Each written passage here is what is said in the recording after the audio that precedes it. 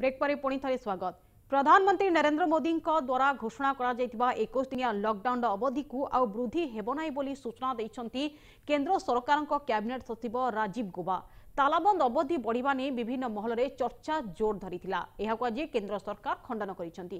Cabinet सचिव राजीव गौबा कहिसेंती आगो को लॉकडाउन बढ़िबार योजना नाही, केंद्र सरकार एभली कोनोसी चिंता करि नाहंती। कोरोना मुकाबिला पई गत सप्ताह रे प्रधानमंत्री 21 दिन पई लॉकडाउन घोषणा करिथिले। आज यह 6 दिन रे पहुंचीछि। एहा परे अवधि पुणी बढ़िबारे बोली चर्चा जोर धरिथिला। सोशल मीडिया रे भी एने अनेक गुजब खबर प्रचार होईछि। तबे एभली किछि योजना नाही बोली आज स्पष्ट करिसेंती कैबिनेट सचिव। केंद्र सरकार विभिन्न सहायता को 3 मास प्रदान करिबानी घोषणा परे देश सारा साधारण लोकमानक मध्यरे चर्चा जोर धरिथिले जे निश्चय लॉकडाउन समय सीमा 3 मास पर्यंत होई पारे। हेले आज सचिवंक घोषणा परे एही आलोचना उपरे निश्चय ब्रेक लागिबो।